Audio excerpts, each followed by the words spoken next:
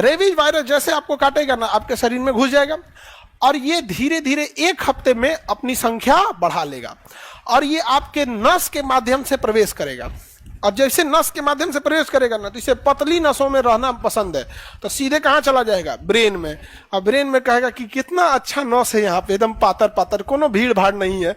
इधर उधर के नस में तो ऐसे हड़हड़ा के पानी जा रहा था, हड़हड़ा के यहाँ पे इतना अच्छा नस है। अब हो इधर हल जा, सब कब्जिया लेगा सब ब्रेन में। अब ब्रेन कब्जा लेगा, अब आपको हो गया, अब आपको लक्षण दिखेगा, अंधेरे से डर लगेगा, ब्रेन का नसों को काटने लगेंगे सब, वहां पे कुत्ता जैसा भौंकने लगेंगे, पानी से आपको इतना डर लगेगा जिसका कोई हद नहीं, कोई हवा चलाने लगेगा, हवा से डर लगने लगेगा। मतलब 15 दिन के टाइम पे इतनी भयानक मौत मरिएगा, इतनी भयानक की कोई हद नहीं। कहावत कहा जाता है कुत्ते की मौत मरेगा, कहावत है कि घसीट के कुत्ते की मौत मरेगा। समझ में आ गया?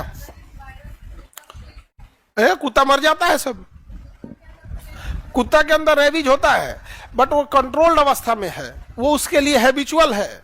और वो रेबीज अगर बहुत ज्यादा उसमें फैल गया तो कुत्ता भी मर जाता है।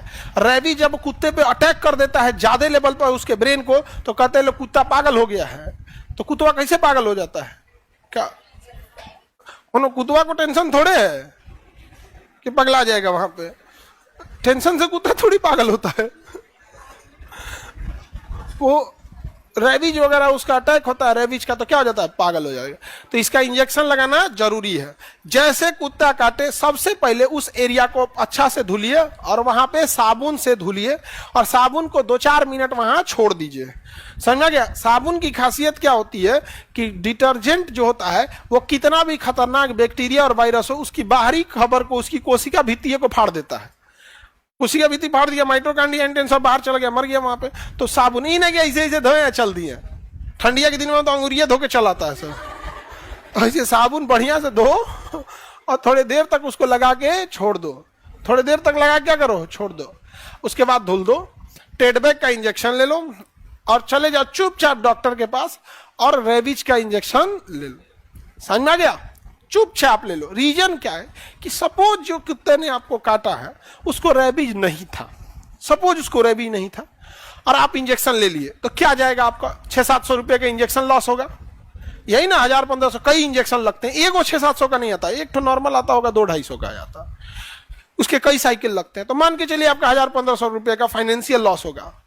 अब इसका उल्टा सोचिए, अगर उसे रेबीज हो गया होता, पूरी जीवन बर्बाद। और याद रखिएगा, जो इंसान मरता है उसे तकलीफ नहीं होती है, तकलीफ उसे होती है जिसे वो छोड़ गया है।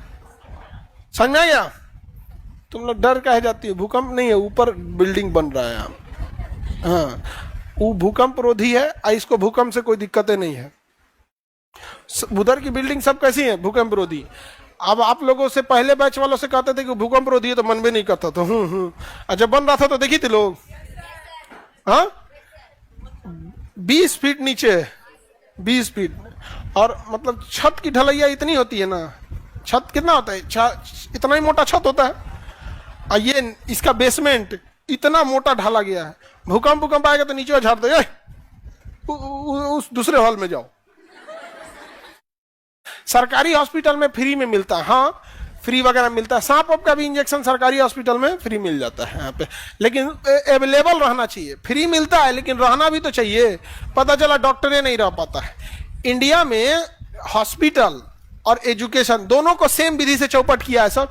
गांव गांव में हॉस्पिटल डाल देंगे, ना बढ़िया मास्टर वहां जाना चाहता है, ना बढ़िया डॉक्टर जाना चाहता है। दिक्कत क्या होता है कि सरकारी अस्पताल में भैंस बैठ पे सुतल है और दवाइयां प्राइवेट में भेज देगा, कोई जइबे नहीं करेगा, तो पैसा बर्बाद, सब कुछ बर्बाद। बेटर है कि आप अपने हर प्रखंड में बेहतरीन हॉस्पिटल खोलिए, सुपर स्पेशलिटी हॉस्पिटल, और एम्बुलेंस सिस्टम बढ़िया रखिए। हॉस्पिटल बनाने में से जितना ज्यादा खर्चा आएगा, एम्बुलेंस में कौन खर्चा आने वाला है? उसके तुलना में तो बहुत कम आएगा। एम्बुलेंस रखिए, धाड़ मरीज को बैठाइए, ले आइए, इलाज करिए, पहुंचा दीजिए, जाओ। वैसे ही क्या है, एजुकेशन में भी है। हर प्रखंड लेवल पे एकदम बेहतरीन स्कूल हो, भर ले आइए, पढ़ा के पहुंचा दीजिए। बस में पकड़ ले आइए, अब पढ़ा के छोड़ दीजिए, जाओ। रवि समझ में आ गया? छोटे बच्चों को जब भी कुत्ता काटे तो उन्हें समझाना है कि बाबू शुरुआत में बता दोगे जिस दिन काटा है उसी दिन, तो एक टैबलेट से सही हो जाएगा, नहीं तो इंजेक्शन लेना पड़ेगा। छोटे बच्चों को झूठ बोल के समझाना जरूरी है, क्योंकि वो इंजेक्शन से बहुत डरते हैं, उस डरे बताएगा नहीं, फिर बेचारा मर जाएगा। समझ में आ रहा है? लड़की लोग, लड़का लोग, सब लोग को बचपन में अपना याद कीजिए ना, सुई लगाने के नाम पे एकदम आदमी हदस जाता था, अरे बाप रे बाप। अभी हो तो अब आप लोग अभी बड़ी नहीं न हुई है।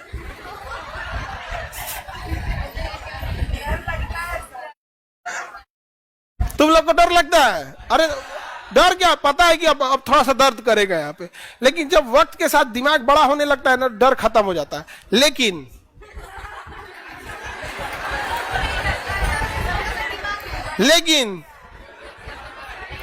समझ गए बबनी?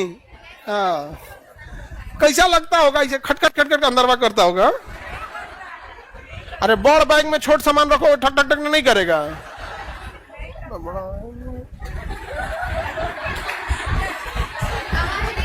आवाज नहीं करता है, तब पूरे खा लिए।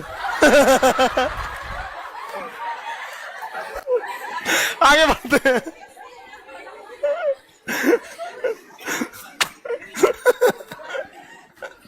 आगे बढ़ते हैं लोग। पूरा भरा भी रहेगा तो भी आवाज नहीं करेगा। नहीं समझी? हाँ, अच्छा पूरा भरा हुआ है, हाँ ठीक है, तो आज नहीं करेगा। तब अब क्या भरा है अब कौन जाने। देहात में कहा जाता है कि तेरे दिमाग में तो भूसा भरा। भूसा क्या होता है सर? तो अब तुम्हारे दिमाग में गोबर भरा है। तुम्हें अगर भूसा नहीं पता है तो